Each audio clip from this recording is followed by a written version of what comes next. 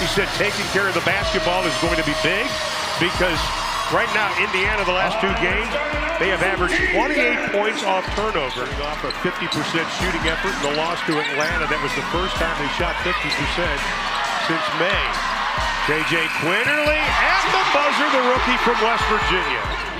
The 100 win over Phoenix. Stephanie White called that a big win. They were outstanding. Mitchell, no-look pass to former Dallas wing Natasha. The Indiana Fever just beat the Dallas Wings and broke 4 franchise records in one night without Caitlin Clark on the court. The win pushed them 4 games above .500, something they hadn't done since 2015. Paige Bueckers led the Wings, but Indiana didn't back down.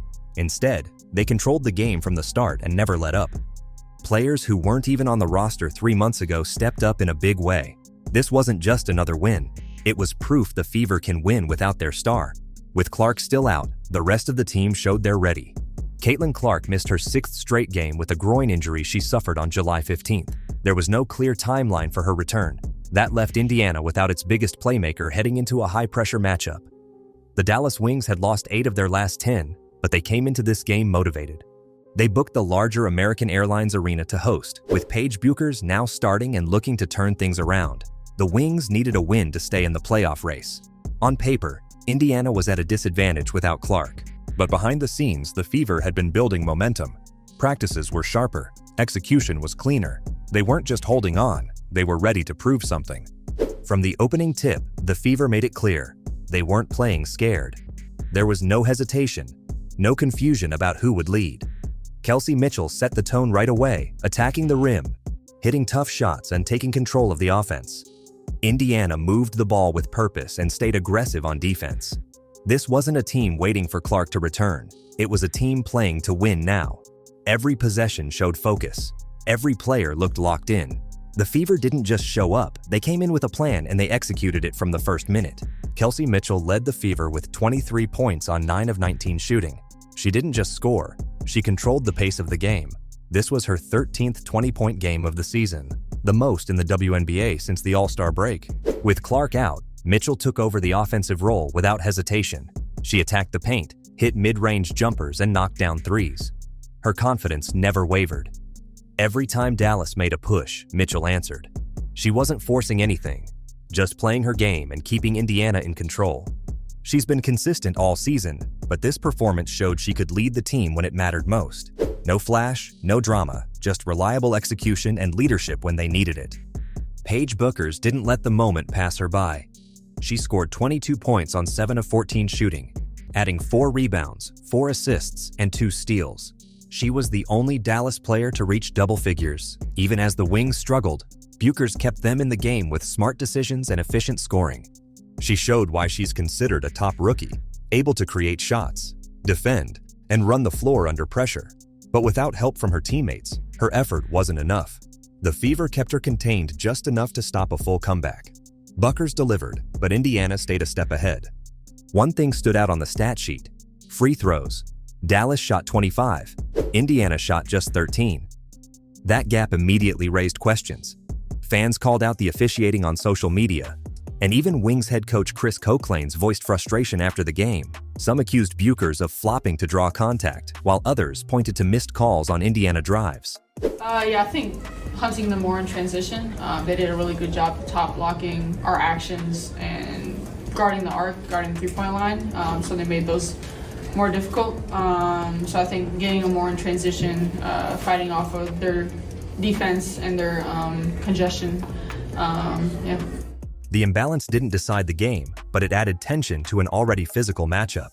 Despite the calls going against them, the Fever stayed composed. They didn't let it affect their focus. They just kept playing and winning on their own terms. DeJounte Carrington had one of her worst games of the season. She scored just 4 points and turned the ball over 5 times. Her decision-making was off all night, including a wild shot at the end of the third quarter that left fans shaking their heads. Carrington came in as the reigning most improved player, but nothing clicked. She looked rushed, disconnected, and unsure. Her struggles became a turning point. Dallas couldn't find rhythm, and Indiana took full advantage. With Bueckers carrying most of the load, the lack of support from Carrington hurt the Wings when they needed her most. The Fever won 88-78. It was their 5th straight win and their first time being 4 games above .500 since 2015. That matters. This wasn't a lucky break or an off night for Dallas. It was Indiana executing better, start to finish. They handled pressure, controlled the tempo, and closed the game without needing a superstar on the court. The win proved this team can compete without Caitlin Clark. It showed depth, resilience, and growing chemistry. For a franchise trying to rebuild credibility, this was a major step. The Fever didn't just survive Clark's absence, they found a way to thrive. Ari McDonald wasn't even on the roster to start the season. Now, she's running the offense like a veteran. Against Dallas, she dropped 15 points, dished out 6 assists, and controlled the pace from start to finish. Just weeks ago, McDonald was on a hardship contract. On June 25th, Indiana gave her a rest-of-season deal, and she's made the most of it. Her instincts stood out. She pushed the ball when needed, slowed things down when the team needed a reset, and created shots for teammates. Head coach Stephanie White called her dependable and praised her awareness. Kelsey Mitchell called her a blessing in disguise. McDonald's presence has stabilized the backcourt and given the Fever a true floor general while Clark recovers. She's not just filling in, she's making plays, building trust, and showing why she belongs. In a key stretch of the season, McDonald has become one of Indiana's most important players. Because if not, McDonald's going to bury the 3. Carrington rolls to the hole. Howard with a rejection. Carrington pretty much just gave her that basketball. She did. She really Mitchell did. for 3, rattles it. Holding out of the lead at 56-47. Boston gives it up. Kelsey, there's that quick step. She wants to go left, does, and buries it. Chloe Bibby didn't arrive with fanfare, but she's making a clear impact. Signed mid-season, she came off the bench and immediately hit 2 key 3-pointers against Dallas. In just her 3rd game with the Fever, she set a franchise record by hitting multiple threes in each of her first 3 appearances. Her role is simple: stretch the floor and stay ready. And she's done exactly that. Head coach Stephanie White said Bibby filled a gap they'd been missing, a forward who can shoot. Her timing, confidence, and ability to space the floor gave players like Aaliyah Boston room to operate inside. After just 2 games, Bibby earned a full-season contract. She's not just a depth piece anymore. She's part of the rotation. Indiana didn't just win, they made history. 4 franchise or league records fell in one night. First, Aaliyah Boston and Natasha Howard became the first WNBA teammates ever to each record at least 10 points, 10 rebounds, 5 assists, and 2 steals in the same game. Boston finished with 12 points, 11 rebounds, 5 assists, and 3 steals. Howard added 11 points, 16 rebounds, 5 assists, and 2 steals. No other WNBA duo had ever posted those combined numbers in one game. Second, Kelsey Mitchell now leads the entire WNBA in 20-point games since the All-Star break. Her consistency is unmatched. Third, Chloe Bibby became the first player in Fever history to hit multiple threes in each of her first 3 games. She did it quietly, but it's now in the record books. Fourth, Ari McDonald became the 3rd fastest player in franchise history to reach 150 points and 50 assists. Only Caitlin Clark and Tamika Catchings reached that milestone faster. All 4 achievements show one thing: this isn't just a better team, it's a team rewriting expectations. Without Caitlin Clark, the Fever didn't fall apart. They got sharper. Roles became clearer. The ball moved better. Players like McDonald and Bibby didn't just fill gaps, they changed how the team played. The front court duo of Boston and Howard developed better rhythm. Kelsey Mitchell took over as the steady scorer, and the bench started producing with real consistency. Coach Stephanie White emphasized it wasn't just about individual effort, it was about buying into the system. Practices tightened up, defensive communication improved, the energy on the floor looked different. The Fever didn't wait for Clark to return. They adjusted, trusted each other, and kept winning. What started as a shorthanded stretch turned into a turning point.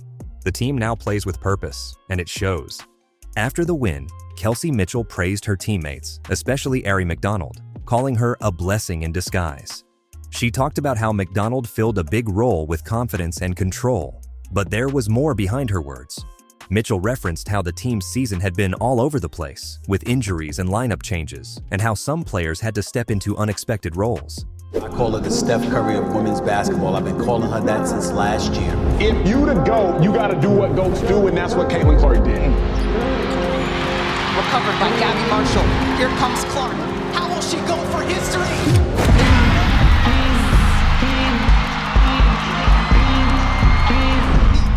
It felt like a subtle message.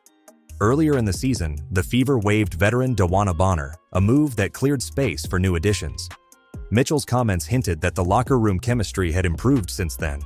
Coach White backed that up, pointing to the team's resilience and how quickly McDonald and Bibby adapted. The message was clear: this group fits better, and the results prove it. Caitlin Clark is expected to return soon, and the timing couldn't be better. The Fever are already winning without her, and now she'll be joining a team that's more balanced, more confident, and better connected. The offense no longer depends on her to create everything. McDonald can run point, Bibby stretches the floor, and Boston and Howard dominate the paint. Clark will have more space to operate and less pressure to carry the entire load. Instead of forcing plays, she can plug into a system that's already working. Her return doesn't just boost talent, it could push this team into serious playoff contention. The Indiana Fever just proved they're not a one-player team. 4 records broken, key wins without Clark, and unexpected players stepping up. With McDonald leading the offense and Bibby hitting key shots, the team has found its rhythm. Now, with Clark set to return, they're more dangerous than ever. The WNBA needs to take notice. This team is for real.